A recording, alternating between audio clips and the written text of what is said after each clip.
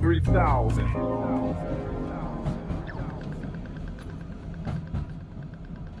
What is doing? My name's Maloney. This is the 3000 podcast. I'm joined today by Anty from the Bennies. Thanks for coming, man. Fuck yeah, man. Thanks so much for having me. I'm stoked. Real happy to be here. All right, man. So let's jump in. Let's talk about your story. Obviously, you're the front man for the Bennies, but let's talk about your journey, how you got involved with music and all, how this sort of fucking journey started, dude. What do I say? Because it just is like my life, so it doesn't really. It just happened, you know. But Well, where'd you grow up? So. I guess I went to school. I went to a really I don't know what the affluent school. It was really good. And we had to learn instruments in like grade 5 or something. Yeah. And I could just play the trumpet straight away. Like I'm not musical really at all, but I could pick up and play and just was like, fuck yeah, this is so good. I can be so fucking noisy. Like I'm the youngest of 6, and when you're the youngest of 6, you can get ignored. And I got big personality. Like I'm the smallest personality in my family, so. You're the smallest personality. Yeah, exactly. By far. Like, it's crazy. And I'm quite a big personality, you know? So You're a small dude like me, but you're a big personality. That's right, yeah. So if you can imagine. But anyway, so getting a trumpet was like, I got this like weapon where I can be louder than everyone. So that was pretty exciting for me. And What's that, grade 4 or something? That was grade 5. Grade 5, right. But then, so I was just playing and stuff. And then through that, I was like, you know, through the school, they kind of push like jazz or like what do you call it, classical?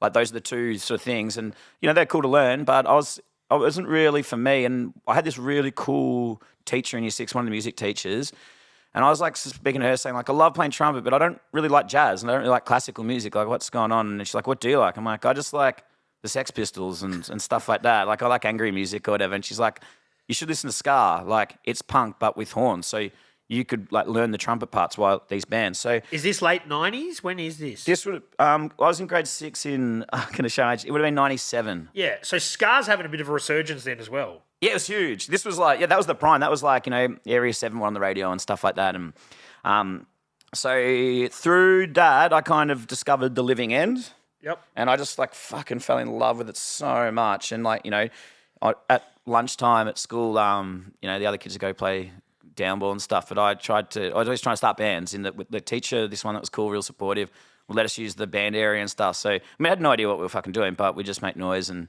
just try and write Living End style songs. But so I mean, it'd be, yeah, in hindsight, I would love to know what that was about. But that was kind of the entry point, I guess, to ska and punk. And then it just kind of, my teen years were just like dominated by ska punk bands, like Less Than Jake, for example, Goldfinger and that sort of stuff. I just fell in love with that. And then first gig, where'd you go? What was your first gig? Did you go to gigs like that? Weird shit, right? So this is a very serendipitous moment. So the first gig I ever went to was Pushover 97. So it was at the Sydney Myer Music Bowl, and I went to see The Living End. Yep. And fucking like Rancid were playing. They were headlining, and I left before Rancid played. I'd never heard of them before. I was in grade 6 at the time. Because they're punk from the earlier era. Yeah. They're like now one of my favourite bands. So I like kicked myself that I missed that gig. But so I went to see Living End, and then like through that, got there really early and saw like I didn't know anyone, right? The first time I ever saw a Mohawk and stuff like that.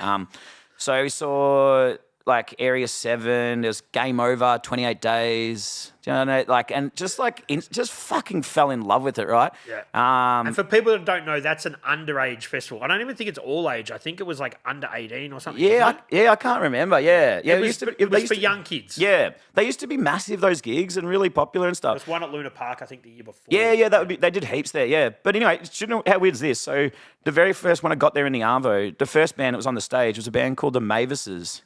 And I saw them play last night. Yeah, I did see that in your story, actually. Yeah, they had the commercial hit "Cry."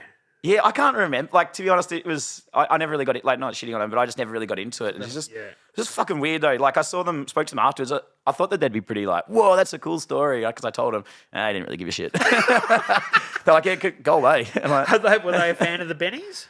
I'm pretty modest. I didn't drop that. Nah. It was all pretty quick. I didn't want to bother them too much. Yeah. But it's just real weird. I was like, fuck, that's 97. What's the year now? Like, that's a long time ago, right? It is. That's almost 30 years ago. 28 years ago or something. Shit. Yeah. And I'm still getting fucking pimples. This bullshit. We're both still waiting for our growth spurt. Yeah. And working out what I'm going to be when I grow up. Well, yeah, there you go. So you're going to these gigs that underage or all age or whatever, and it opened your eyes to other bands, I guess. Yeah, so instantly fell in love with Game Over in 28 Days. Do you remember them? Or I've been talking to Jay from 28 Yeah, Days. yeah. I'm trying really hard to get him on the show. Oh, I'm sure he'd do it in a heartbeat. They're such cool dudes. Yeah. Snez is really good mates with them. Like, Okay. Yeah. I mean, Jay, he's from down this way. Yeah, that's right. Yeah. Yeah, true. Fuck that. Yeah. But Game Over in 28 Days were the two that I really just was like, I fucking loved it. And I grew up in Kew.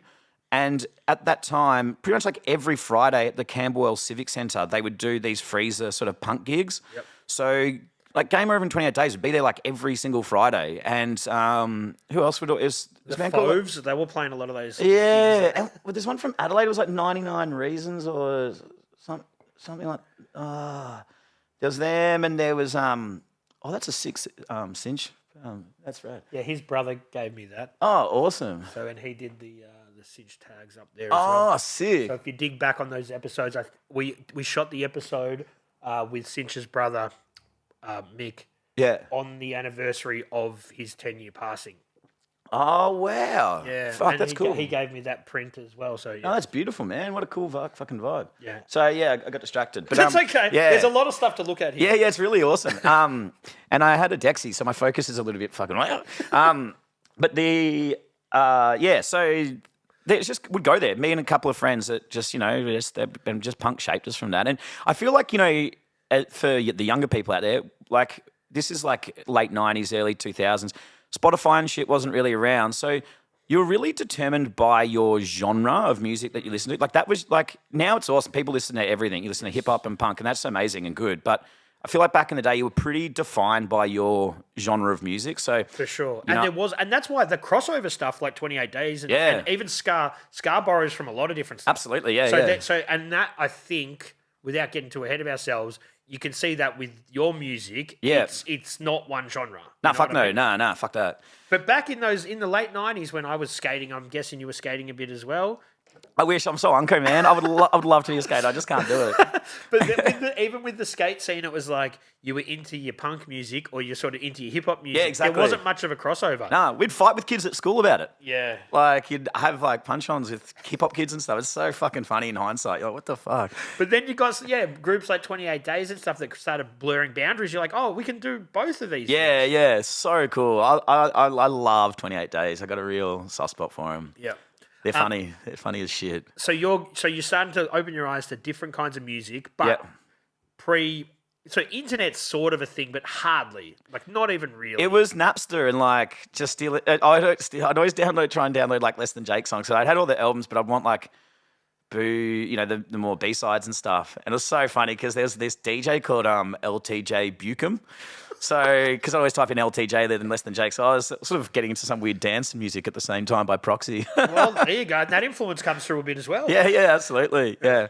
Yeah, and then, from that, it's like, that was sort of around the end into school then, I guess, and it just started like me and mates from school started a band called Kick My Junk, which is this like shitty ska punk band, and then on my 18th birthday, so I was in year 12, we played at the Art House. It was the first ever gig I ever played. I still got the flyer at home, like a friend. Peak Art House as well. Oh, yeah, man. Yeah, they used to do this something. It was called Ska Bar. It was like the first Thursday of the month or some shit. But it happened to be on my 18th birthday, and all my friends like got the poster and signed it and stuff. So I still got to hang up in my room. But so playing that was like, I think we played with like Mr. Coffee and Commissioner Gordon. I think they were the bands we played with. And that was like our first gig.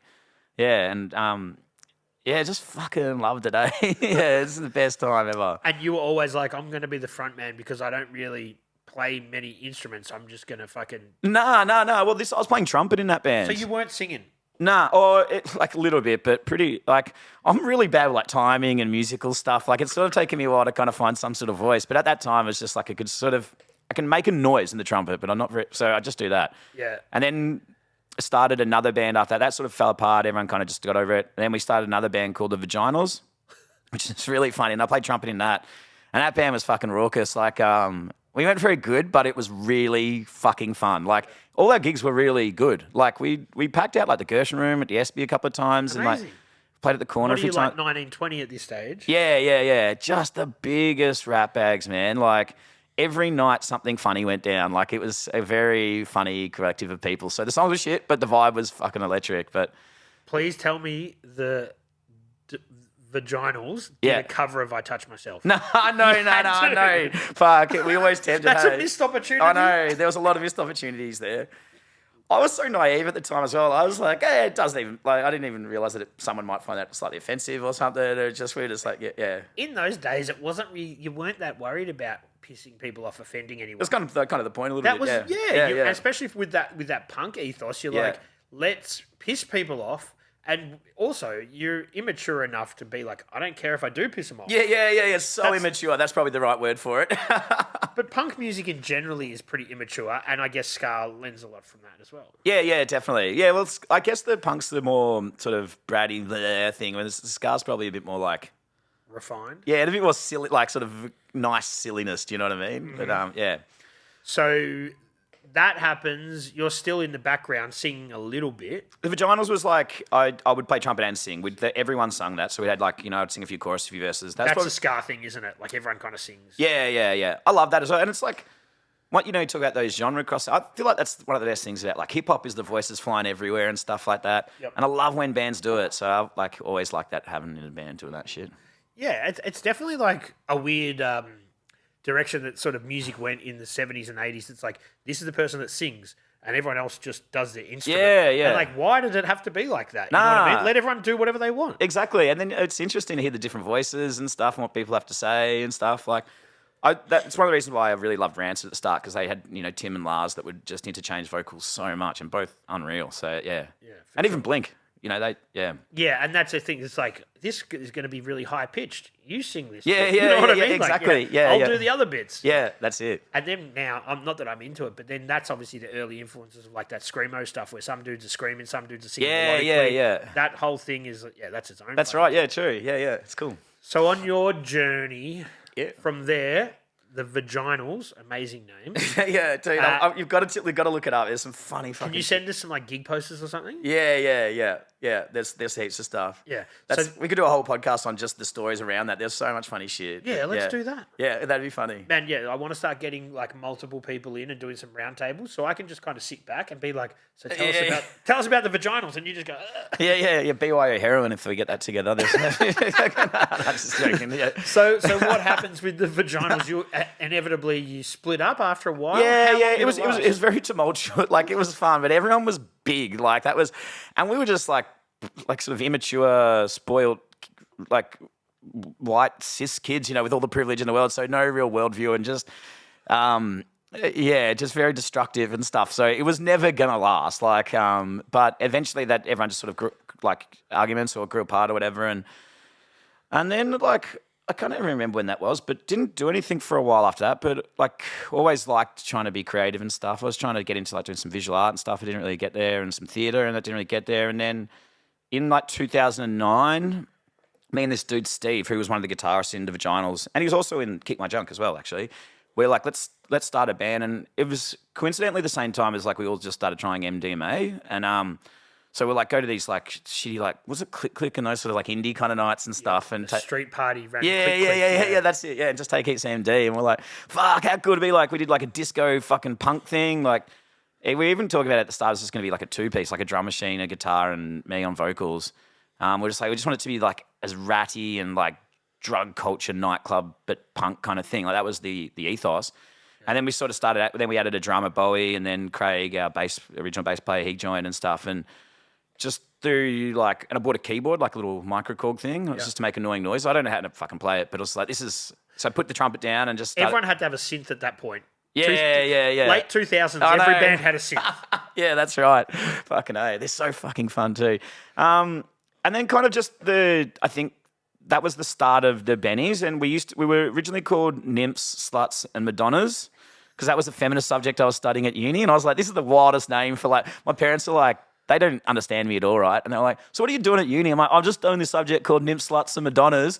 And they're like, what are you doing? And I just was like, that's the funniest shit. That was actually what the curriculum was called. That was a subject. So it was actually one of the best subjects I did at uni. It was about how like women have been represented in art throughout the course of history. So like really going right back to like Renaissance paintings, Being mused. up to like Sex in the City now and stuff. So it was cool as fuck. And but I just found that fucking hilarious. But then we're like, oh, let's just call it Madonna. So then we kind of abbreviated it to Madonna. So for like the first year of the band, we were just called Madonna. What could go wrong? Yeah, no, we're just so dumb. It's just like, and spelled the same way as the Madonna. Yeah. We cut our teeth. So our first like 8 shows, we were like, because it's like the whole sentiment was like drug culture nightlife thing. Like we're only going to do those Pony 2 a.m. sets. So like our first 8 gigs or so were 2 a.m. free at Pony under the name Madonna. But people would call Pony and go like, is Madonna really going to be there? And you're like, as if Madonna's going to Pony at 2 a.m. and advertising it. Like, you fucking idiot. But at the same time, like, a friend of ours who, Indra, who used to play that band Ground Components, I don't remember them, he was a really good booker and stuff. And he's like, dudes, like, I know you guys want to play festivals. Like, I know that's what you that's the part of the aim. Like, the aim was to play Golden Plains or Meredith. Like, that was why we started the band. Yep. And Indra was just like, you're not going to get booked on any festival as Madonna. Like, it's just not going to happen. And he was like, it's a pretty shit joke, to be honest. And we're like, cool. So then we changed the name after about a year or so of being Madonna to the Bennies, which is the shittest band name ever, but whatever. Where did that come from? Well, we wanted to keep that kind of drug culture nightlife thing happening. And, you know, like the authors like Jack Kerouac, Bukowski and stuff like that, those sort of gonzo authors, they would all talk about benzodrines as party drugs and they'd call them Bennies. Yeah. So we're kind of like, we'll just do a tip to that. And then, you know, there's those sort of like bands like, you know, like the Johnny Johnnies and stuff like that. We kind of thought it was like a bit of a tip to kind of that sort of vibe or whatever. And there was no one else who had already sort of had claimed that. It's a pretty like generic name that Absolutely. no one could take. Yeah, we thought, I think there might have been something, but it was spelt Bennys or something. Okay, yeah. But it turns out someone had the name Madonna as well, so we weren't too concerned about stealing names. So the original, who was in the original lineup when you went from Madonna to the early Bennies? Yeah. So that was me, Steve, who was in Kick My Junk and the Vaginals. He's a cool guitarist. And then Bowie, who was our drummer up until kind of recently, and then Craig, who was our original bass player and stuff. And yeah, we all went to school together and stuff. But and no electronic real components then. There was no keys. There was no. No, I had the keyboard. You so did, yeah, so it was just guitar, bass, drums, and me on keys. Yeah. It was pretty good. Like we were very ambitious at the start. Like it's funny. Like the first demo that we had is just like pretty chaos to listen to. It's noisy and annoying, if you know what I mean. But like you can sort of see where the excitement was heading, if you know what I mean. It's like it's pretty, even though despite it being poorly executed and stuff, you can. It was an original. It felt kind of like an exciting original idea. Do you know what I mean? Yeah, and there was a lot at that time, late 2000s. Yeah. There was a lot of sort of like crossover rock, you know, indie. You know, dance. There was heaps fusion. of it. That was a lot. It was a real thing. Yeah, it really was big at that point. Hey, there was heaps of that shit. Yeah, drug culture infused. Yeah. Rock and roll, but with synths and with like fucking, you know, even like 4/4 fucking drum beats and stuff. Yeah, there's a lot of it going on. Yeah, there was heaps. Yeah, so I guess we kind of liked that, and then you know we were doing those drugs at those gigs, so it kind of just like ingrained in us. But then we were like. You know, like the ska, my love of ska and reggae is always going to sort of come through, and then that sort of started creeping through and stuff. So it then sort of started to take shape to what it is. Yep, and the other dudes in the band were cool with that sort of ska direction. Fuck no, well, I don't think that's why any of them still around. Well, it is a bit of a, you know what I mean? Oh, dude, I get it. Yeah, it sucks. So you're like, okay, so also this drug fueled high energy stuff is cool. What about we put a few slow ska tracks in there? And they're like, nah, I don't reckon. Yeah, really pissing and annoying some people. Yeah, there's 3 people coming to their gigs. Let's get rid of them. So that's where it took a different direction? Yeah, I mean, it was sort of always a little bit in there and stuff. But yeah. We just wanted it to be kind of like trippy as well. So, you know, like that sort of MD feeling, I guess. So that's like when I got the delay pedal for my vocals and stuff and started fucking around with that sort of effect as well. And how are you recording at this stage? Fuck. We would... Our first demos and stuff were all just like through like mates doing like SAE courses and stuff like that. So, and then we got to Craig was working at PBS at the time doing, I can't remember what he was, not like presenting, but through that, we were able to organise like a live to air that we then kind of, the guy who did it wanted to record it. So we got to record at PBS for a little bit. Easy Street then. Yeah, which is fucking awesome. That was sort of the first bit. And then, just through mates and stuff too initially. Uh-huh. Our first like proper, what felt like a real recording was the album Rainbows in Space. Mm-hmm. And that was when Steve had left the band and Jules joined. And it just started to feel like it was really taking some sort of awesome shape at that point. Jules had a massive impact when he joined the band. Uh-huh. He's a fucking funny dude. And his first jam, we got him to learn 4 songs. Because like, as you said, the songs are a bit all over the place. So it's like, you give people 4 songs to learn, it can spread like what parts they need to learn or whatever. Jules rocked in. He played like half of one of them. He's like, fuck this. And he just started playing us his riffs. And then we had to learn his songs. That's cool though. It was fucking rad, man. We wrote like 2 songs or maybe 3 songs that night that end up being on that record. And like when he left, because we had this list of like because we'd been a bit burnt by guitars. So we're like, we'll write a list and tick through it of what we want. And we just like threw the list out like, fuck that. That guy fucking ruled. That was a vibe and a half. So yeah. That's kind of like why I don't do notes for the chats. Yeah. Because I'm like, I just throw them away and we just talk shit. But That's it. Man, Yeah. Just you go want with it to be as organic as possible in that music That's and everything, man. Yeah. And he just brought so much fucking confidence and vibe. And it was cool to have like, he kind of came in as like he's just a really big personality that kind of shows in his playing. Like he hits like lots of wrong notes and it's all over the place, but it fucking rules. Like he is a very good example of someone whose personality is completely reflected through his playing. Like it's unreal. Yeah, and that's what you want. Yeah, absolutely. And we hadn't really seen anything like that before as well. So it really sort of started to that really put the band in more of a direction, I guess. Like and I guess that you keep that organic feel, and then you take that into your recordings, and then you take that into your live shows too. Yeah, absolutely. The recording one's funny. Like I think that'll be an ongoing challenge for our band is to really get the liveness of it. And I'm sure every band in the world probably says that. The recording we've just finished like really recently is the closest we've got to it. We sort of spoke to the guy recording it saying, leave in some of the wrong notes, leave in some of the ad-lib stuff I do, because he does a lot of metal mixing and stuff. So that's really, mathematical, precise and stuff.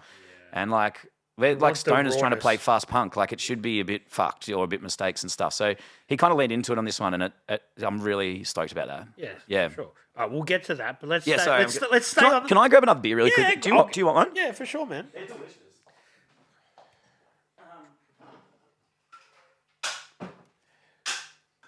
Yes, I'm not. Oh, wait till I get back. There you go, brother. Cheers. So this delicious beer is Jetty Road Brewery sponsoring the podcast. And I'll tell you what, no, I'm not getting any... Well, this is a free beer, but check this out. It's delicious. Some beer drinking ASMR there. Do you want to just chuck one of them on the other side so it's not sitting right there? Yes. Yeah. All right, cool. So, hang on. What were we talking about? So you got the cohesive... Oh, no, let's go back. Right? Yeah, sorry. Let's go back. Yeah. So the first... Rewind. The first one you put out, you had the guitarist change, and then the band felt a little bit more cohesive. Yeah, so we had like Party, which is the first one we did. That was like a kind of a combo of some of the demos, recording at friends' houses, and that was with Steve. That's a pretty fucking out there album. That's really sort of scarred that one and ambitious. And then we did like a 7-inch after that with another guy called Suv, who was in the band for a really short period of time. And that's when we had like that song like My Bike, that's on that one. I've got to ask, is Suv short for Souvlaki? Where's Suv come from? No, it's not. He's a Greek dude though. But that's what I thought. I saw his actual name and it said known as Suv, I'm like, is that like they call him that? Yeah, and it's super close to Souvlaki as well. And he kind of looks a little bit like a Souvlaki. I hope he's not listening. No, ting, just joking, man. Yeah, and then that's when Jules joined. Right. Yeah, after Suv. And it takes a different direction or just becomes more cohesive? It's just more cohesive and just had a different level of confidence about it that really made a big difference. Like we were always pretty arrogant, but it's like we then all of a sudden, he had such a fuck you, this is what I'm doing vibe. It just spread really aggressively through our camp in a really good way. Couldn't help but be, It was infectious, man, and it was like, and that was really showing in the live shows, if you know what I mean. Yeah. Because prior to that, Steve and Suv, they're both great guitarists, but a little bit more low key on stage and stuff. And, you know, I'm obviously pretty big on stage. So then have a match with this huge Jules dude, this 6 foot Latvian dude kind of thing. It was like pretty fucking rocking. So when you're doing these shows and you're a bit of a I don't give a fuck attitude, which is definitely comes part and parcel, and there's a lot of drug culture there, is there times where people just get too fucked up? Are you like, listen, don't go too hard on the pingers until after we finish? Oh, like in the band? Yeah, within the shows and stuff. Surely. It's a fine line. It is, yeah. I mean, yeah. Well, I mean, we've all had fuck ups, as everyone does, but you know, you don't want your party to be at the expense of someone else. Do you know what I mean? So it's like people paying to come see you play and stuff. Like, it's sort of, you'd be pissed off if it was shit and stuff. But then again, like, you know, sometimes you do see a band that you like, and if it is a bit fucked, you kind of like, it does feel like a story. But mostly we've been pretty good. But there's like, there has been moments when we've completely fucked up. Yeah. Like, yeah. And I could imagine if you're on like a festival type scenario and you get there and it's, you know, midday and you're not on till 6 and you're sitting in the green room and there's free Jetty Road cans. Around. And, do you know what I mean? Like a lot of that stuff. And it's full of dickhead. Everyone's a dickhead, so you've got nothing to do, so just drink some beers or something. Yeah. A bunch of fucking egomaniacs going crazy backstage. Just fucking, we just let that slide. Well, with festivals, it's really funny. Like, we've never had like any aggressive bookers or anything like that. We've all been really DIY up until this point. And, you know, our booker and manager for like a long time, Bosma, and myself would run stuff. And Bosma's like a lovely dude. So we would never be pushy with stuff. So every festival, we're always put on really early. Yeah. We don't really care about what. So then you can party. Well, that's it. It works out awesome. It's sort of smart because we are a very good live band and it's hard to have, like, I don't think many people walk away and go like, that wasn't a good time. Do you know what I mean? Even if you don't like it, it's like, so us being on early at a festival is definitely a vibe starter. Yep. So it's sick. We just play early and then we can get as fucked up as we want. It doesn't matter. Like, just annoy people and stuff. You don't want to be the headliner because then you've got to keep it in your pants until fucking the end of the day. I just don't think I could go. Like, I think I'd have to stay home until like a little bit forward. I'm pretty bad with self-control. So yeah. Yeah. Same. What's a conflicting message? You're like, fuck, we're a party, man, and there's like cool shit happening. And it's like, you want to live in the moment, but then you want to do a good job. So it's just like, yeah, temptation's huge. Man, I'm known as that guy to my mates that just drinks beers and probably drinks too many beers. Yeah. And the other day I sent in a group chat, I'm like, I've just been sponsored by this water company, this like sparkling water company sent in, and this guy's like, man, I'm really disappointed in you. Yeah. And then they're like, what you should do is tip beer into your water cans. And I'm like, okay, yeah. Get on brand. Yeah, make it a bit more on brand. So but actually, the water brand is pretty cool. I'll show you afterwards. Yeah, sick. Yeah, awesome. Yeah, good shit, man. So you from the first record, then where do you go from there? Because you haven't. So that was like, so prior to that, we just been we put out the records through Jackknife Music, which was Bosma's label, which is pretty like, you know, just like low key, I guess, but you know, it's awesome. And then with Rainbows in Space, when it was getting momentum and like we were doing pretty well, you know, there's getting a lot of people to shows and stuff and touring a bit more and stuff. And then. So when are we talking now? It's like 2010, I don't know, 2011? I think. Yeah, probably. Yeah. Maybe even a bit later, maybe even like 2013 or 12. I really don't know, actually. Yeah, my memory's not great. Yeah. For obvious reasons. There's like, yeah, so when we were recording Rainbows in Space, we hit up Poison City Records. I'm like, have you guys got any interest in putting out this album for us? And we sent them a couple of tracks and I'm like, yep. And that was like fucking huge for us. That was like a really big step. So from that, we were like had a label all of a sudden. And like, you know, that was that time as well, that label was sort of really getting a lot of attention with like the, you know, folk punk kind of scene and stuff like that. And, you know, for a ska band to come in, it was pretty funny. Like, yeah, we give them a lot of shit saying they've booked a band they really don't like. Like, and they had a cool retail space too, man. Yeah, on Brunswick Street. Yeah, that's it. Yeah, I think it's moved now. It has. Yeah. I haven't been to the new shop. Yeah. But yeah, that man, I remember going in there and just seeing like, obviously you've got all the music stuff, all the merch and all that sort of shit. But they had like sort of, you know, 80s skateboards and the whole thing. The whole shop was like a bit like walking in here. You're like, fuck, man, I don't know where to look. Absolutely, yeah, that's right. Yeah, it was cool as fuck. Yeah, there's heaps of good skate stuff in there and good art and stuff. And yeah, it was a real scene at that time. It was cool. And then, I don't really know from there. Like what fucking, we just kind of continued. We then, just like toured heaps and stuff. Yeah. And then we did a quick, after Rainbows, we wanted to do something really quick. Like, because we spent a lot of time on that and Craig, for better or for worse, he's quite impatient. So he was like, fuck this, we took too long, like, let's just go. So we had this mission of like recording an EP where we just gave ourselves 2 weeks from starting writing to finishing recording it. That's not long. Nah, it's fuck all. Like, and that's not recording, that's writing as well. So pretty much a week of writing, then a week of recording, which was the Heavy Disco 7-inch, which is a cool little album actually. But and it got successful. Like that, Yeah. you started to get radio play from that from Triple J. yeah, that's right. Yeah, so the first radio play one was on Rainbows in Space. Was a song called High Rider. That was the first one we got radio play with. Yep. And then actually there's probably like 3 maybe off Rainbows that kind of got a bit of attention on radio. Yep. Like after High Rider, we had Detroit Rock Siggies, and then Nights Forever got flogged on Triple J for a long time. Yep. Which is cool, but fucking exciting actually. And does that change the direction of the band though when you start to put out something and you're like, okay, this has got commercial appeal, which is you're still doing what you want to do. Yeah. But you're like, fuck, they're actually playing this stuff. We got to give them some more of this, or you just go, no, we just keep doing what we're doing. Nah. So, in some sort of sense, yes. If I can articulate this, I'm going to be very proud of myself. Okay. So when I was saying at the start of the band, we weren't very cohesive, but the idea was there. Quite early on, a few of our friends who were really supportive said to us like, "There's a good vibe happening, but we've got nothing to grab onto." And we're like, okay, well, let's listen to this because there's people actually wanting to like it. What can we give? And we kind of had this chat and it's like, we just need hooks.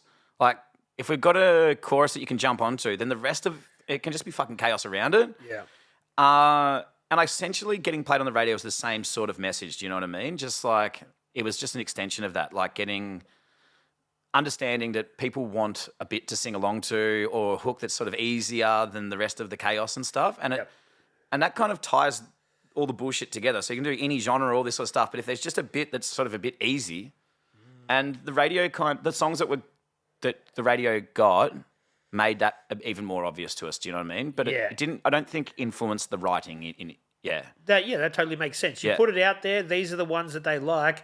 Okay, so we know that that's the direction that they like. We keep doing what we're doing. In the back of my mind, that works though for a broader audience. And even a conversation when we're writing a song, it's just like, do we have the bit to jump onto? Like, is there the safe kind of bit or whatever you call it? Or so how do you first get played on Triple? Is someone servicing that, or you put it on Unearthed, or how does that even happen?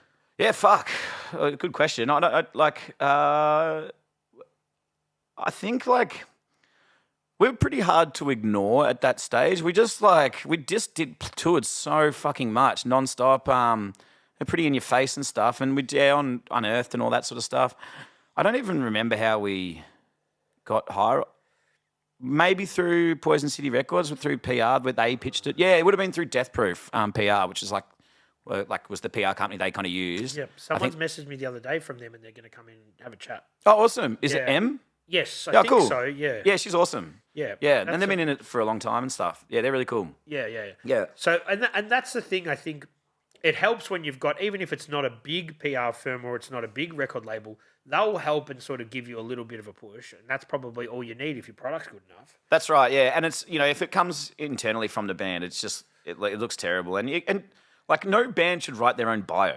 It's just like, there's no way you're going to do it well. Like you're either arrogant and full of shit or you're self-deprecating, and so you've got to write it in the third person. Yeah, and that's really hard. And then how do you do it? And then and it's so. I mean that PR, so it's a weird unnecessary. It feels like an unnecessary tool a lot of the time, but it's also really important and plays a massive role. Yeah, you need that shit. Yeah.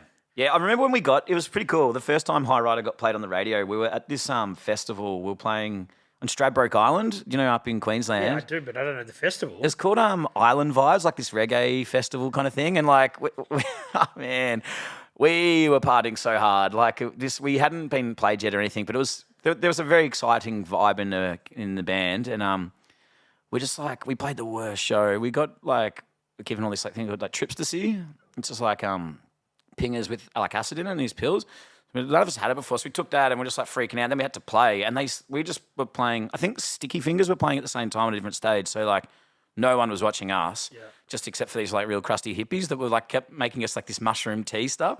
So we were already on trips to see drinking this mushroom tea on stage, and by the end everyone was lying down. There was no one there, so we just sort of didn't give a fuck. But then after that, we were just hanging back at the campsite or whatever, and then we got a call saying do you want to do an interview with Richard Kingsmill because we're gonna play. That they used to do the Sunday sort of he'd play some new music and stuff. It would be called the year that it was, so it would be 2013 with Richard Kingsbury. Yeah, that's right. Yeah, that's right. So, yeah, he did that, and then he was like, we're going to play High Rider. So Jules and Craig did the interview, I think, or Craig maybe. And You didn't even do it? nah, I was tripping hard. Like, there's no way I was going to. Oh, so this is on the phone. They wanted you to do it from Stradbroke Island. Yeah. We were fucked. Yeah. It was just like, yeah. Okay. Oh, yeah. So there you go. That makes sense. So it's not going into the studio. They just want to call you and get you on the phone. Yeah. They're like, where's your front man? You're like, he's tripping balls, dude. Yeah. Well, I guess Jules and Craig was pretty big personality, so they just not like they got the short straw. Yeah. Yeah, that was so exciting because we just played a shit gig, but it was funny, and then we didn't really care. Like, it was fun as fuck, and this thing was like, I love reggae music, so it was this island with like white sand everywhere, reggae music and babes everywhere, and trips to see all over the place. It was like, I felt like I was in fucking heaven or something. And we just got on the radio for the first time. It was a very exciting time. Yeah, for sure. And then once you get in, like, Kingsmill is no longer part of it. Yeah. But I think once you get in with him and he likes your band, they're going to at least listen to your next recordings. Listen. Yeah, once you get the door open, it's a lot easier. Sort of a shame because it means obviously a lot of really good music's going missed. But yeah, he was always really, really nice to us. He would always, like, most of the songs would get a go and stuff, and he'd always say pretty like kind words and stuff like that. But the reggae sort of spin is something that wasn't the norm. Nah. So that gives the diversity, and I know that they definitely have directions that channel goes, but when you have a diverse style, I think that helps. Yeah. Well, it's interesting to say that because I don't think any of our reggae influenced songs have ever made it onto the radio.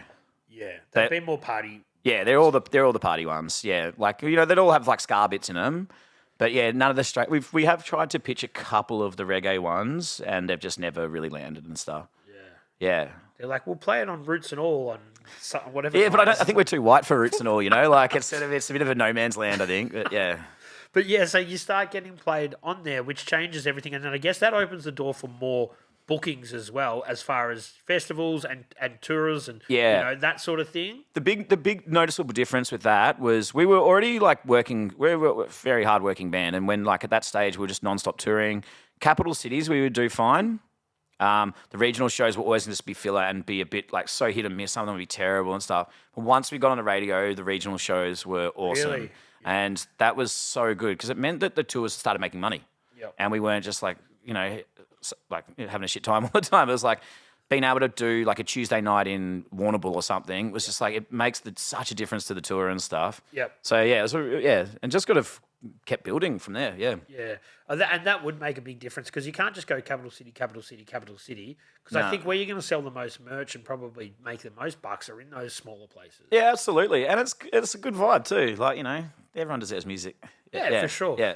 And I guess it's and when you say it's not till radio kicks off that those people, it's because that's the only way that they can really find out, to be honest. Yeah, it is, yeah. Unless they dig deep on the internet. That's right, yeah. But it's all about it, exposure. Like, I was lucky growing up. I had that opportunity to see Game Over in 28 Days that then kind of shaped because we lived in the city. Yeah, exactly. Yeah. If you grow up in fucking... Gundagai. I was going to say Broken Hill. I don't know why. I was just trying to think of something really remote. I was wondering where you were going to go with that one. Yeah, but you don't have those opportunities. So yeah, the radio is their connection to absolutely. Yeah. It was really it was super noticeable. That was the biggest difference, and it was fucking cool. Yeah. So then the second release is would you say Heavy Disco? Yes, then Heavy Disco, and then we took a bit. My timeline's so cooked, but then. And then we did Wisdom Machine, which, like, in my opinion, is the best album we've done. Mm-hmm. It felt really, like, ambitious. It was cool. Full-length album. Yeah. So that had, like, Party Machine on it, which is, like, our biggest commercial hit, I guess. Yeah. But also had, like... Yeah, I don't know. It was just a cool fucking album. When you look at, when you say commercial success, Party Machine and Heavy Disco, between those two tracks, on Spotify alone, you've got over 5 million plays, right? Sick. Right? I had a look yesterday. Awesome. Yeah, right? fuck yeah. Go Bennies. There are both songs that I like and both songs that I would play. Yeah. But then when I look at that, some bands would look at that, right? Yeah. And go, Party Machine, Heavy Disco, Party Machine. We're just going to be the Heavy Disco, Party Machine, Party Disco Machine band and try and cash in. You know what I mean? Yeah. Where you guys have been like, all right, that's one part, but we're not going to focus on that to try and push that agenda. Nah, no way. And, like, it's yeah. I mean, we all know when bands start doing that, it sucks. Dude, I've seen it before a little bit, Same. a bit earlier. You know, like some bands that are bands, right? Yeah. Their remix of their song becomes successful. Then the next time you see them, they're an electronic band I know. that don't even, and they've gone, oh, this is what we do now, and you're like, that, yeah. And I'm just glad that you guys didn't do that, dude. Yeah, that's happened a bit as well. It happens so much. So even when you were saying that, I started thinking I could. I'm not going We to do it. won't But name them, no, but there's no point. We know who some It of just them sort of are. breaks your heart a little bit because like you got somewhere for being you, so don't let that system change you because beauty is in the individual, you know, and like also with the Bennies, I don't know if it's a luxury or a curse, but we play music that no one likes. And we do well at it. So it's like we've created a thing where we don't actually have to cater to anyone, and that's the fucking beauty of our band. Is like it's just a clusterfuck of bullshit, but like we've got conviction to it and there's a confidence to that. So it's like when we first started as a band, there was like a lot of people to write reviews at this time, you know. Beat magazine and stuff. Yeah, was all that still sort of a thing. stuff. Yeah. And we'd get smashed. Like it'd be like, what the fuck is it? It's too eclectic. Pick a lane. There was all that sort of stuff. And we're just like, fuck this. Like that thing. As long as we got that grounding kind of chorus idea, then that's going to be the thing that ties it together. And all of a sudden, that became this huge strength for the band. It was like, whoa, these guys are all over the place. Like it's cool. And so it's like we did the hard yards early on to kind of establish that for ourselves, I guess. But do you know what that is? I think as somebody looking from the outside, is that's the people writing the reviews wait for like radio play to come through and be like, oh, this is cool. And now they go, yeah. Their chaos is their biggest strength. Yeah, and they're genre jumping and we don't know where they're going and they're keeping us on our toes. Yeah, so yeah. they go from that's a mess to this has been approved by Kingsmill and we think that these guys are going to be on fucking festivals. Yeah. You know? Yeah, it's just dumb, small-minded people, I think. Bullshit. I don't know. But having said that, maybe you guys weren't tight enough early days for them Yeah. to see the whole fucking bigger picture. Yeah, no. And we were playing ska. Let's not forget that. No one likes ska. So But you got to keep them guessing, and that's one thing. Nah, man. yeah. Man, I'm guessing you do too. But I love the Beastie Boys, and you know you get a lot of hip hop, but you also they can just write a song that doesn't like girls, and you're like, well, where does that fucking come It's from? so cool, man. The Beastie Boys, The Clash, Sublime, the way those bands just do, just jump around. Like The Clash and Beastie Boys are probably the best examples I can think of. And it's so cool. Yeah. Like not limited by, like the friendship and the music dictates the sound, not the outside forces. Like I love that story of Beastie Boys when, I can't remember, one of them goes to Tibet and comes back and he's like, I just want pan flute in like all our songs. And they're like, fuck, pan flute sucks. But our friend wants this, so we got to do it. And then like Pan flute's sick. And then it becomes like one of the biggest Beastie Boys song ever because they were just sick, supportive friends. It's like I lean into that culture so much. It's like that's the band I want to be in. Yeah. You know, like that doesn't know what they do, but they just do it. Yeah, and encourage your friend that you're playing with to just be the best version of them in that moment. Like that's fucking unreal. And even when you say the Clash, like I know that sort of they evolved to Big Audio Dynamite, which is sick as well, man. Yeah. You know what I mean? Like we don't know what genre this is going to be. Just make it fucking whatever it is, as long as it sounds good and you're happy with it. Yeah, exactly. And I mean, like, you know, Sandinista obviously got a lot of criticism of that. It's fucking all over the place. But like it's a small stamp in like history.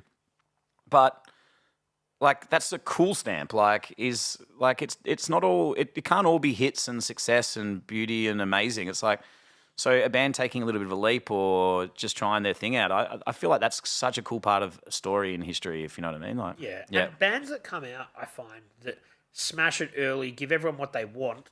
They generally have put their best self out there, and most of the time, then it just falls to shit. I know. Yeah. Well, I guess all those. The outside forces start influencing and stuff, and people get insecure, and then it is tempting to write towards popularity. Like, of course, you can understand why that's a temptation and stuff. But at least people say you look at the Avalanches, for instance. Yes, they make very avant-garde, weird stuff. It becomes popular. Yeah. Then you're like, fuck, how do I follow this up? Do we make what we like now? Do we make what we think people want? Record labels are pressuring us. Where do you even go? I know, right? Yeah. I can't wait to hear what Turnstile's next album's going to be. But man, this is the thing. People need to just make whatever they make. Exactly. Right? Yeah, and yeah. don't worry about making money because at the end of the day, who's making a lot of money? Doesn't like not that many people. Not me. I don't know. Yeah. How's this podcast going, mate? I'm deep in the hole, man. That's all right, though. I don't care. I'm enjoying it, though. I'm enjoying it. Yeah, do you know, so we just, this is probably jumping a bit far forward, but we've just finished recording our latest album, which will be out next year. And I actually listened to it on the car ride down here. and I'm fucking so pumped. Hey, it's like it is everywhere. Like I want to start describing us as the Frank Zappa of punk rock with all the weird and none of the skill. But it's like, yeah, this new album is like, it's really everywhere, and like, but it's cohesive somehow. Yep. I've played it to a few people, and they just like, you can see them go like, oh, this now, like we got a Salt and Pepper style like hip hop song in there. Okay. What makes it Salt and Pepper? Because that caught my attention. Is it back and forth? Are you the only one doing vocals? Well, what makes it Salt and Pepper? It's got that kind of like I'm thinking of Push It. That's that's exactly what the drum beat sounds like. It's only drums and vocals in the song, and it's that sort of thing. And the chorus is like, so it's about going to school. So the chorus is like, "What's the problem? You got school in the morning," like that. And Snez does this verse in it where he just raps about what he wants to order at the canteen, and it's just like, I don't know, it's so playful and fun. It's like, yeah, that's a weird song to this. Anyway, yeah. Can you tell us about what before we'll go back on the linear journey? But what's it called? Can you tell us anything, or when it's that coming song? out? Or no, the album. Anything you can sort of tell us about? Yeah, absolutely. But like, I don't know, like what. I'm not supposed to tell. Who gives a shit? The album's going to be called "You Can't Put Out This Fire," and it's like 19 tracks. Yep. So it's a lot. That's a lot bigger than the EPs that you. Yeah. We just wanted to. We were like kind of wondering whether we should split it up and stuff, but it's a perfect timestamp.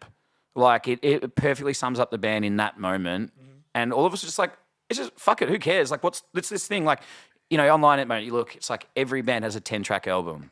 Like, we don't want to do that. Like, fuck that. We're at a point now, if people like our band, they like it. We're probably not going to make that many new fans or something. So it's like, we just do what we want, and that's the best thing that we could do. So yeah, 19 tracks of our hectic shit is like, that's awesome.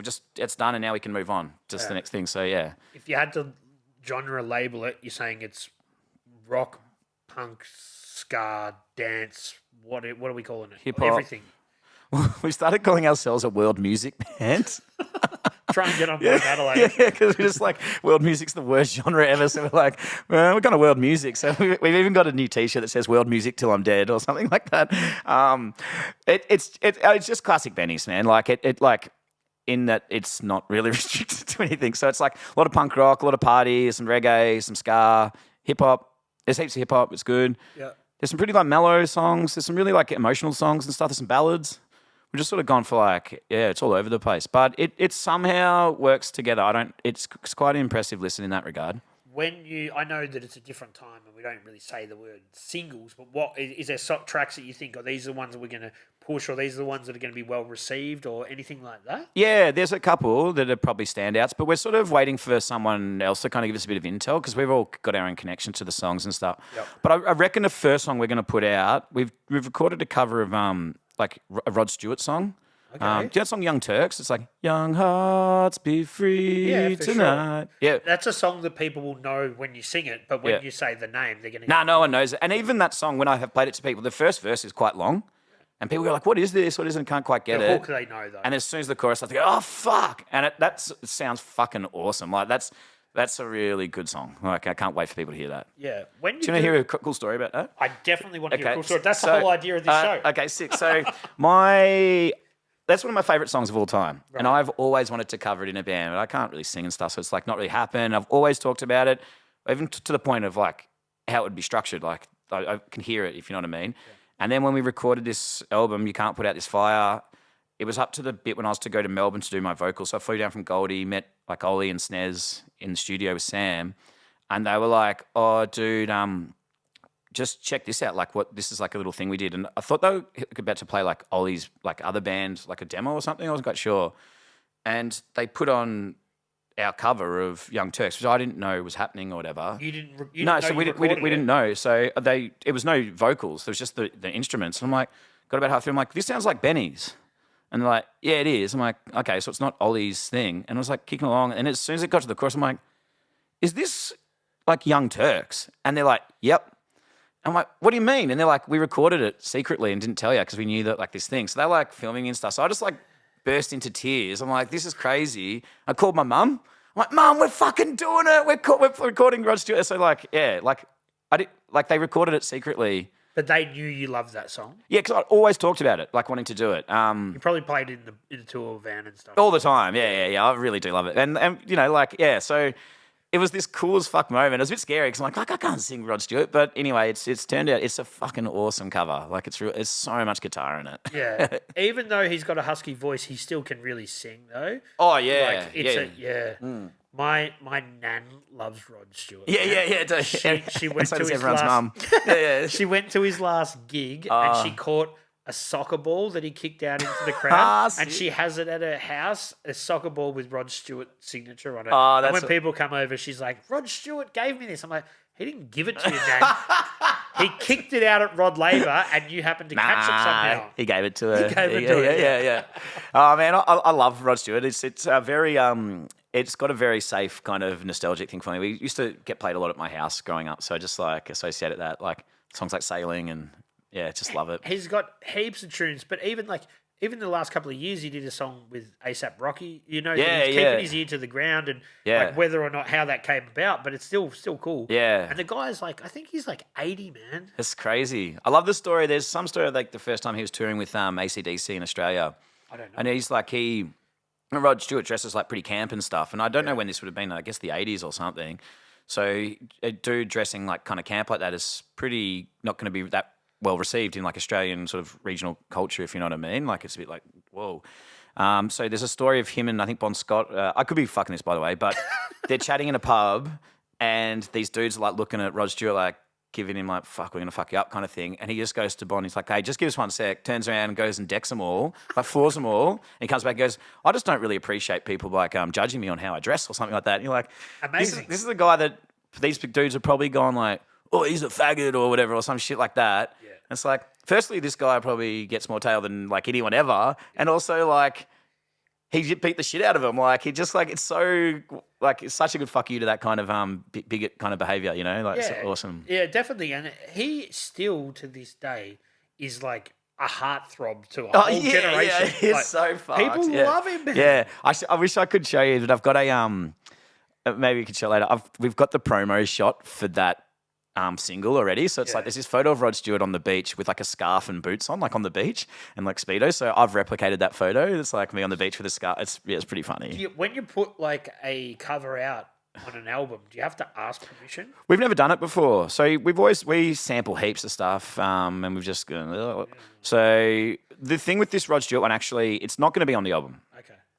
But it's pretty easy now to do it. But it didn't really tie in with the rest of the theme of the album, but we really, really want to put it out. So we're going to release it as like, probably like, before the album, say like, this is a single, but here comes the album kind of thing. I think, like you said, now you can put that stuff on streaming. You just lose all the royalties, which is fair enough because you didn't write the fucking song. No, exactly right. Yeah. And we don't want to steal it. I think even the legal process is actually like pretty straightforward now. Now it is. Yeah. And I don't even think it's that much money, but I don't know. I don't give a fuck, but let someone else deal with that problem. That's a bit out of my expertise area.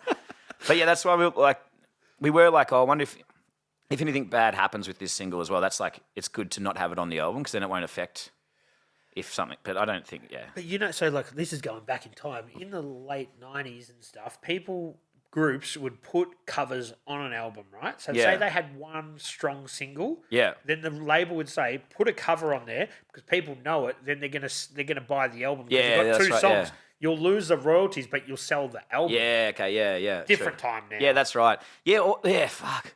It's so cringe listening back to some of that. Like all those punk ska bands that all do covers and just like, so many of them aged so badly. But I wonder whether they did them because they didn't know what they were doing and you're emulating, or whether they actually were paying respect. And it was also, and it was such a thing at the time. Like it was sort of like a rite of passage. Like every band had like their covers. And it's cool though because it fits in with that genre jumping stuff. If you got a song that you like by Elton John or fucking Rod Stewart, you can put your own spin on it. It's kind of cool, right? It's like with like Live Lounge in the UK or like a version here in Australia, which I think you've done. Yeah, we have, like seeing someone else's spin on that stuff is sick. With that said, I do like that. Yeah, we actually want to do a covers EP at some point. We've got like the playlist ready that we all like, but I more just mean that some of those like, particularly those like sort of ska punk ones were just got a bit cringe at times. Yeah. Man, the Rage Against the Machine covers album? I reckon that's amazing. Yeah, that's awesome. That stuff can be done really cool. Absolutely, yeah. And absolutely it can, yeah. There's yeah, fuck. There's so many good songs on that album. Actually, now that kind of think, the Bruce Springsteen cover. There's heaps on. Yeah, Cypress cover. So much cool stuff. Renegades of Funk, man. Yeah, that version is so fucking sick. Yeah, fucking rad. Yeah. Yeah, that's one of the tunes when I'm like on a road trip by myself and I'll play and just like start screaming. Fuck yeah, rage. Yeah, I don't know whether we haven't quite decided yet whether we'll play the Rod Stewart cover live or not. Of course you should. Yeah, we're just not quite sure yet. It's quite long and stuff, but like I think the other dudes want to. I'm a bit nervous because it's a bit of harder singing than I'm used to. Haven't you got some sort of vocoder stuff that you can do to kind of tweak the voice a little bit? Nah. Well, we could. I don't like. Yeah, got to keep it raw. I'd rather keep it organic. Yeah, that's it. Or just get one of the other dudes in the band to do it. Yeah, just sit there and chill. Backing vocals, yeah. Yeah. The Bennies choir. So we've talked about a little bit of the lineup change, but I don't think we've got to the point when you've had a permanent DJ because I know that SNES comes in. I reckon I fucked some of the timeline as well. I think earlier on I said acceptable. We put a song out that wasn't an album. So my memory and time is a little bit lucid. So with SNES, like who is the best dude? He fucking rules, man. Fun guy to be around, and yeah, cool. He actually is pretty much plays on, I think, every recording we've ever done. Right. So even the very first one, which is like at friends' houses and demos and stuff, he's done some scratching on that. Cool. I met him we played a gig in Brunswick, and I'd always talked about wanting a DJ in a band. I fucking love Sublime. And as I said, 28 Days were a huge impact on me growing up and stuff. So always wanted to, I love that. And reggae and scratching is so cool together. Mm-hmm. So I kind of wanted it, and then SNES plays in this band called Wet Pensioner. That is amazing thrash band, man. They're so fucking good. Wet Pensioner. Yeah, dude, it's fucked.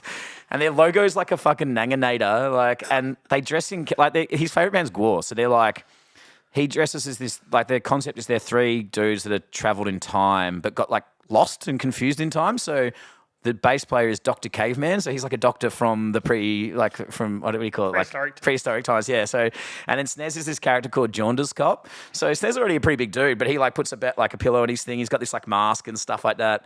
And they just sing weird songs about they got a song about fucking the movie Face Off and stuff like that. And with Nicolas Cage. And so at one point it goes the crowd goes I'm John Travolta. The other side goes, I'm Nick Cage. I'm John Travolta. I'm Nick. Yeah.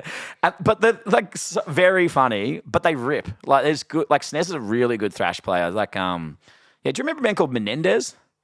No, I'm guessing they're named after the Menendez brothers. Not. I don't. I've never asked them about it. Like they suck. No. But anyway, so that was. So we played with Wet Pension at this gig, and it was the Tearaways, and.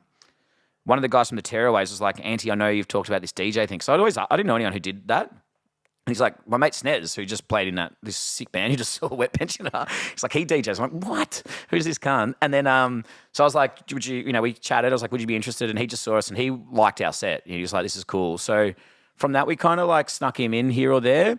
And I don't want to throw Craig under the bus because it's not that way at all. But our original bass player, Craig, he was really not wanting a DJ because the reasons why I liked 28 Days were the reasons why he didn't want to have a DJ. He didn't want to be associated with trying to do what they do already or be a bit sort of try-hardy hip-hop kind of thing or something. Not saying that that's what they were or even that's what Craig thought. It just wasn't a direction he wanted to go. Yeah, exactly. That's it. So that was something for me. I'm like, fuck, I love this dude. So me and Snez get along really, really well. He cracks me up and I love his attitude to music and stuff. So I was like, fuck, this sucks. So we just he would do stuff for us but never really be in the band. Yep. Every now and then he'd play a show maybe, but it was always sort of really hard sell. And then one day Craig quit. He was like, I don't really like ska. I got to get out. It's another one bites the dust. But Craig was like, I don't want to be in the band anymore. And it was all chill. He's like, I'm going to bounce. But we were all pretty upset about it, me, Bowie and Jules. I'm like, fuck, this sucks. But we're like, there is an upside to this. It means we can actually get Snez in the band now. Yep. And then so the next day after Craig quit, I think we needed to have something positive to fill that void of Craig leaving as well. So then we asked Snez to join, and since then he's been a permanent fixture. Yeah. Yeah. And I do remember, I think I was at an early gig where you sort of said, and we're welcoming this new addition to the band, was this Laneway gig where it was between Jack and Bones, which is where the backstage stuff was, and it was Cherry Bar there. And I remember that laneway sort of gig, and then you go, yeah, this guy's in the band now. Was that one of the early gigs? Well, your memory's actually better than I am. It must have been. Yeah, that was. Or maybe it was just early days of him coming in, but you introduced him as part of. That would make sense. It might have even been the first gig when he was like officially in the band or something. It might have been that the case. Yeah, it's hard to say. I paid a lot of attention because I've got a DJ background and I don't fucking play any other instruments. Yeah, and I was sort of backstage, so I was just sort of watching him, being like, "Oh, this is cool." He's really good. Yeah. Like it's funny. Like it's actually almost like with the Bennies. I feel like. It's very easy to kind of typecast us and sort of put us in a hole and say like, oh, they're just like these sort of party guys or whatever. But like the skill in the band is really fucking exceptional. Like we are a very, very good band with good players and stuff. And Snez is a complete testament to that. Like, I mean, it's I don't know much about DJing and stuff, but he's fucking awesome at scratching. Like he's so fucking good at it. And so watching him shred is just like it still blows me away. Like, and there's not going to be any points where he's not doing anything because he's going to have to stay on top of the ball because all sorts of different sounds and triggering things and all that sort of stuff. The poor cunt. We make him do so much stuff. Like he's got guitars and singing and like the poor dude. He's so disorganized. So everything he's just like constantly drowning in cables and stuff. We even on our first tour in ages that we went on like last year in March. We made him, like, we ended every set by he had to do, like, a 20-minute, rave set. Yeah. So he was playing drunk. He had to. He didn't have a choice. No. So he's doing a 20... So our set ended, rather than doing an encore, we just did a 20-minute jungle set. So he would just scratch jungle and drum and bass. Every now and then I'd sort of get on the mic and yell stuff over the top. But, like... Yeah, it's like the poor cunt. Like, we'd all go off and chill out. He just there, like, yeah. But he kind of had to earn his stripes a little bit as well because you're bringing him in. Yeah, yeah. And you're like, you've got to do this. You're the DJ guy. So he's like, oh, I guess I got to. Yeah, and he's too polite. He's such a polite dude that unless you kind of like, you kind of have to. I hope he's not listening, but yeah, you kind of got to bully him a little bit to make him lean into that stuff. I love it though. It makes me laugh so much, man. Great addition though. Yeah, it's cool. Yeah, and. We are leaning more and more into it. Like, I think with previous lineups and stuff, his creativeness and innovation was a little bit squashed, and not by anyone's intent, but I think that kind of happened. Whereas I feel like now he's sort of got a green light to be him, and so it's really starting to come through a lot more in the songs and stuff. So will he bring you samples or little scratch patterns or stuff that he's got ideas and go, could we use this somewhere? It's sort of starting to happen that way. Normally he's sort of throwing flavour at the moment, just like on top, but like that song I talked about earlier, that School in the Morning one, like that's a complete, just based off like a beat that he brought in and stuff like that. Yep. And like about 3 weekends ago, me and him went away to a farm, just the two of us, to write tunes. And we had this concept of like, don't bring instruments, just the decks. Mm-hmm. So we're like, try and make songs from his beats and stuff. So, yeah, it is kind of like being a bit more foundation at this point as well. Yeah, and then you just take them back to the rest of the band, go, this is the crux of it. You guys, let's fill in the gaps. Yep. Yeah, and some of them will go like, this one sucks or this one's good. And, yeah, and it might be that, you know, it has like punk around it and it just drops that or whatever it might be, yeah. Sure. We want to lean into it heaps more though. And like, even throwing a jungle set at the end of a punk rock show or ska, whatever you want to call it, it's some pretty loose behaviour, to be honest, but like, it's fucking awesome, man. Like, yeah, it's everyone leaves except for about 10 like sort of trippers that'll be like, whoa, and then start raving and stuff. Yeah, it's sick. And then and then it's the next band's problem. Yeah, exactly. Yeah, like, dude, you cleared this joint out. Yeah, exactly. Yeah, it's so good. I want to do, because we've gone on to it less than Jake soon, and we've got that like when you support, you've got like 30 minutes or something. I really, really want to do one set where it's just Snez doing a jungle set for like 27 minutes, and then we just play My Bike, which is like our shortest, shittiest pop punk song, and that's the set. Yeah. But I feel like that might annoy a fair few people, but it'd be so funny. I was thinking that's a great segue, but I was also thinking it because the Hotter Than Hell gigs with Les and Jake, Regurgitator, Adelita, there's like Jebediah. Jebediah. Yeah. There's a whole group, and I was thinking about it, and I'm like, fuck, how do you have, does it go for 6 hours? Like, you know. Yeah. I know our set's really short on those things, and we're on first. Like I think we're at a different tier to all the other bands we're playing with on that one. So yeah. But everyone just gets, so all the lead up acts would get 30 minutes, maybe 35. 40. I think we got 30 or 40 minutes, yeah. Which is really hard for us to write because the music is all over the place.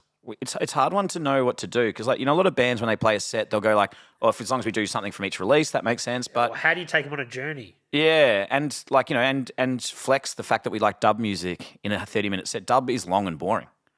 Like so how do you squeeze it into a 30-minute set? When we've got our own set, it's awesome to indulge in that like more. But yeah, that's something we sort of struggle with a bit.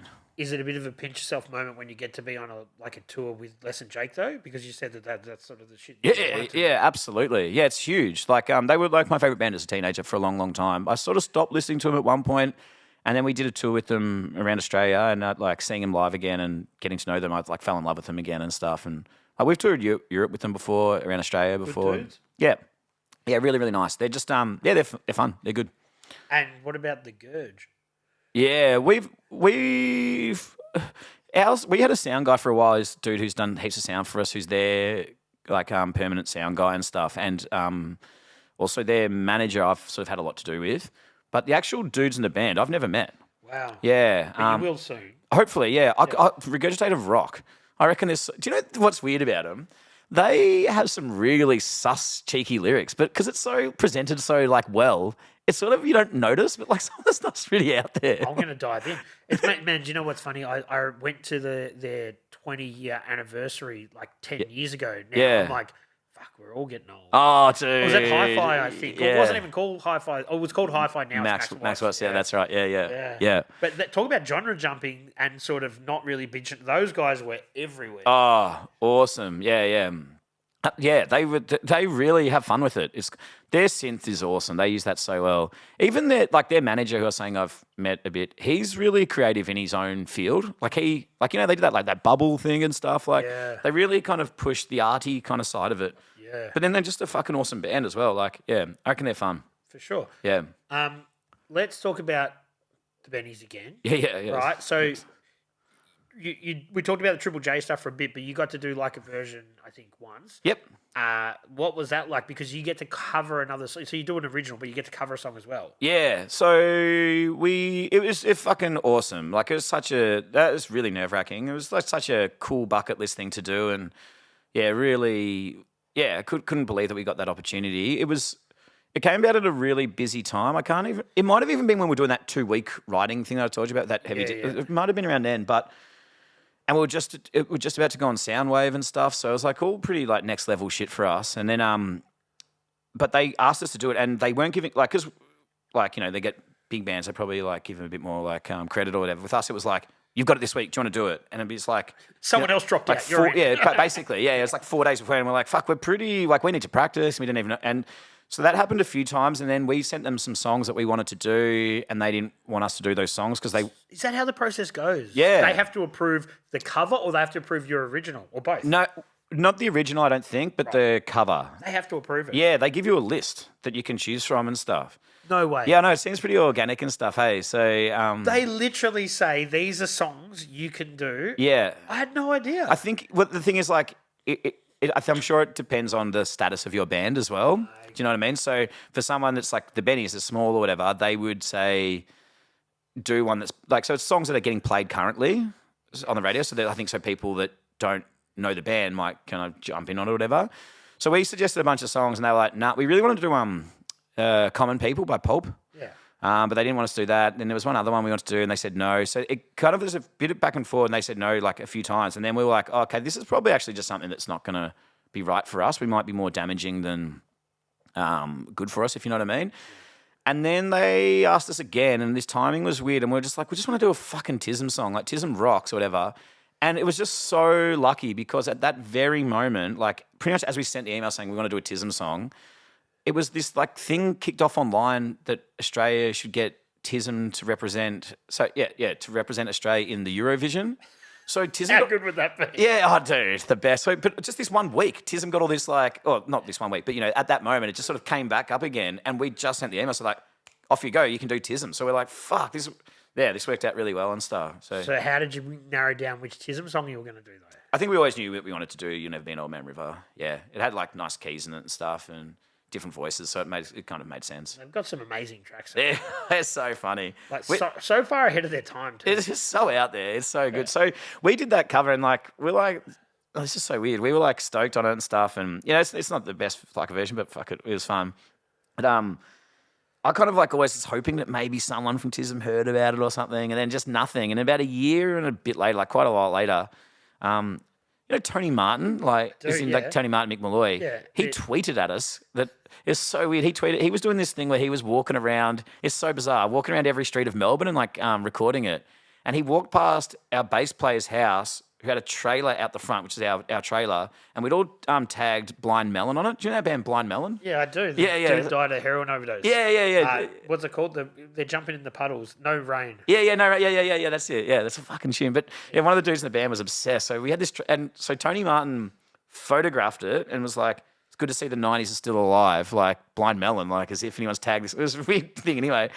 So I saw that. I'm like, well, yeah, I love The Late Show. I love Tony Martin. So I was like, hey, thanks, whatever. And then from that, he heard the TISM cover. And because all those guys, like TISM aren't really musicians, like in a sense. Like they know like sort of more like TV people and stuff. They were professionals, I think, in different fields. Yeah, like teachers and stuff like that. And so Tony Martin told Damien Cowell, who's the main brains, I guess, behind TISM, he's like, if you know that there's a band that's done like a cover of one of your songs, and then like about a week after this, I got an email. Like he was fucking emailing from Damien Cowell, like, "Hey, it's Damien from TISM. Heard your cover, really like it. Do you want to grab a pizza?"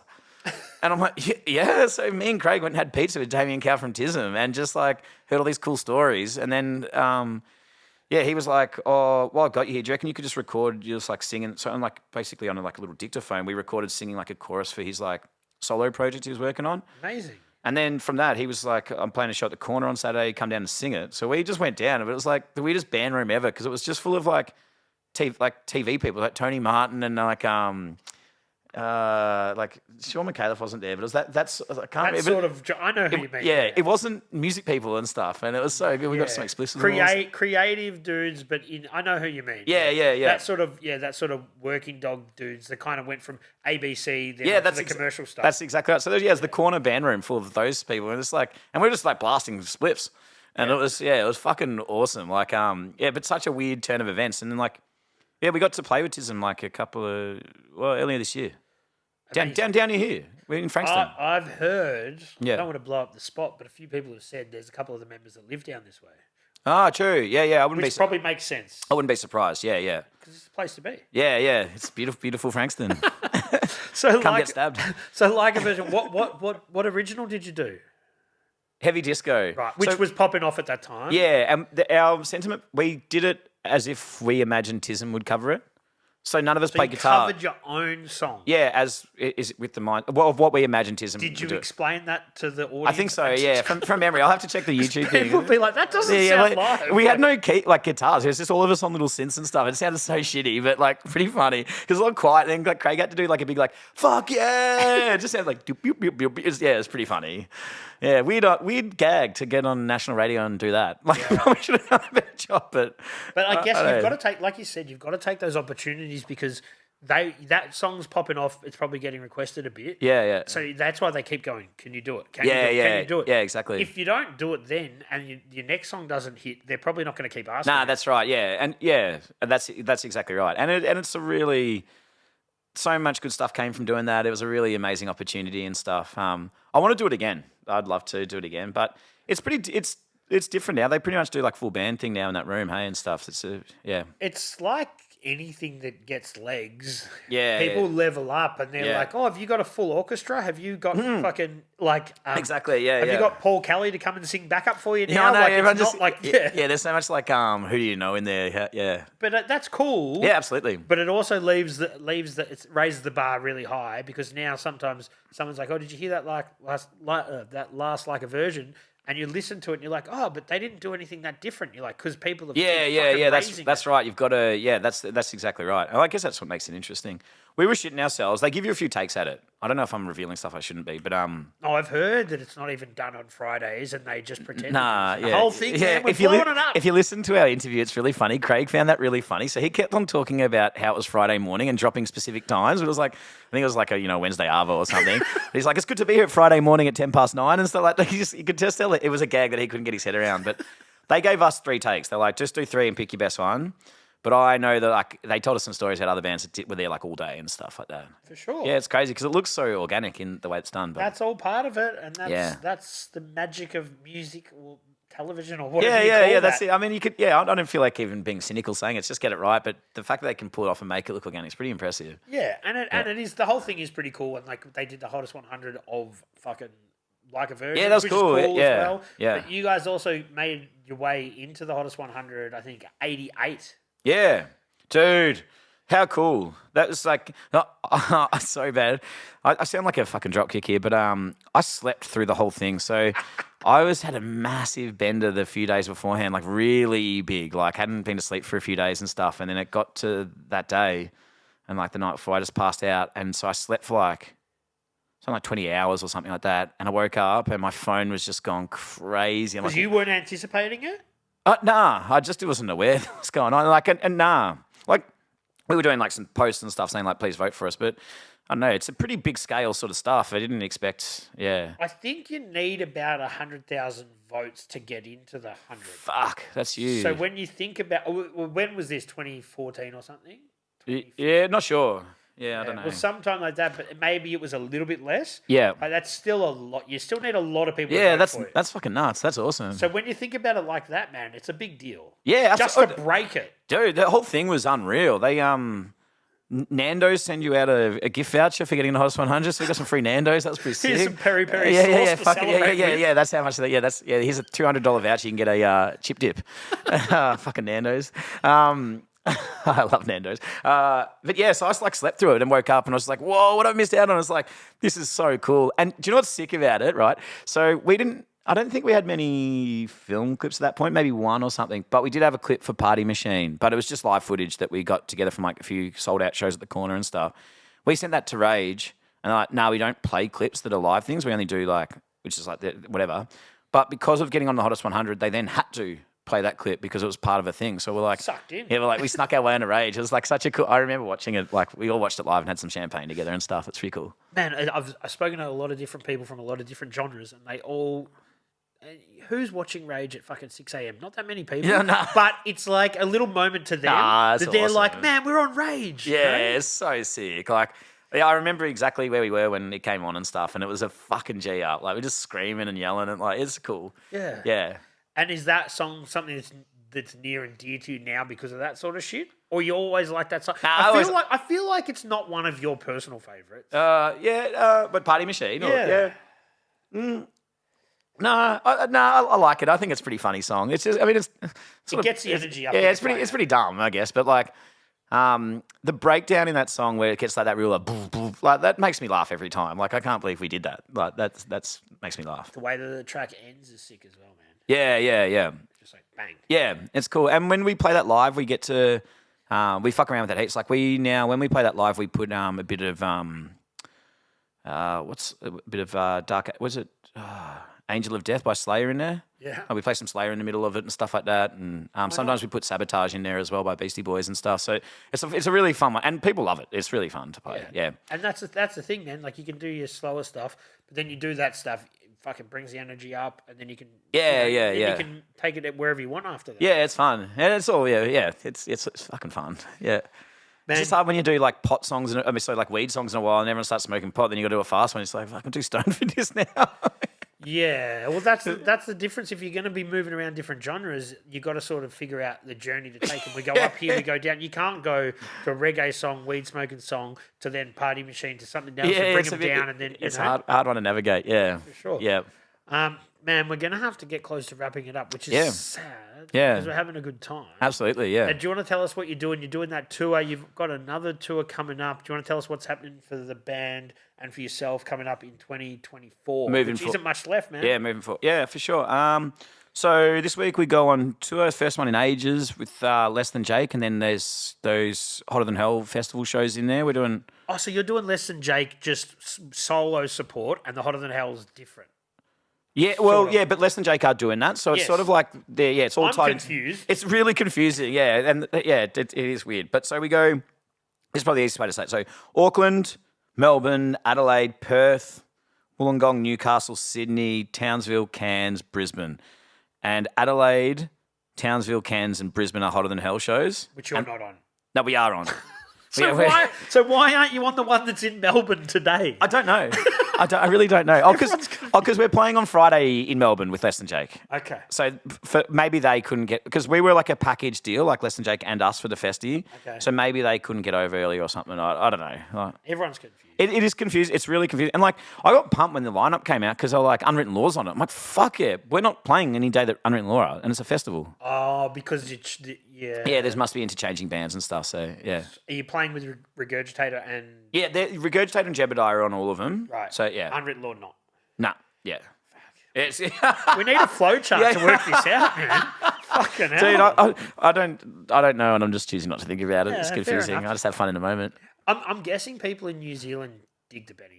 Yeah, we've only been there twice, and it's been a ride of a time each They time. love smoking weed. And they love ska and they love reggae. Like, yeah, it works really well. We were really lucky with New Zealand because first time we went there, we were playing like the ska festival at this awesome venue called the King's Arms Tavern, heaps like the Art House. But when we announced it, we were going to be there for a couple of days before because none of us had been there, sort of thing. Have you heard of that band Stiff Little Fingers? Stiff Little Fingers. Yeah. Sounds like Stiff Richard, Sticky Fingers. All Yeah, mixed together. No, they were like a Clash sort of style band from Scotland, like really good, and that same era. But like I'd never heard of them either. But they're awesome and they're really big. So they were doing a tour of New Zealand, and the night before our pub show that we'd booked ourselves, they were playing at this venue called Power Station, which is a fucking awesome venue. It's where we're actually playing in Auckland. They said to us, do you want to jump on? Like, that'd be cool if you guys want to support, as long as it doesn't fuck your show. And we're like, nah, that'll help. Like, that's cool. So our first gig in New Zealand was at this massive venue supporting a really awesome band. And everyone in New Zealand, being like a sick cunt, was like, well, they loved us. They're like, we'll just come to the show the next day. So we end up selling out our own show the next night. And I think it was entirely just from people that came from that gig. going back to back. Yeah. And so it was just fucking awesome. It was just, New Zealand's been really kind to us. Yeah. Awesome, man. That's cool. So that's happening. You've got the tour. New music will be next year, I'm guessing. Yeah. New music and there'll be heaps of touring and stuff. Yeah, next year's gonna be really fun year for us. Okay. Yeah, it's gonna be cool. All right. Well, next year when you do that stuff, I want you to bring Snez and the other band members down, man. We'll have another chat. We can fucking dive deeper into what you've been up to. Yeah, that'd be awesome. Yeah, I feel like we only scratched the surface. Hey. Yeah, I know. Well, that's the thing. Time. That's it. Yeah. And I was really late. Sorry. Yeah. My bad. Things happen. Nah, man. Look, I'd love to keep talking. Yeah. But we'll have to keep it moving. Awesome, man. Thank you so much for having us, and good luck with everything. It's really fucking cool podcast. I hope you keep going, and yeah, fucking unreal. I appreciate it, man. Thanks for coming in, and let's do it again soon. Fuck yeah, unreal.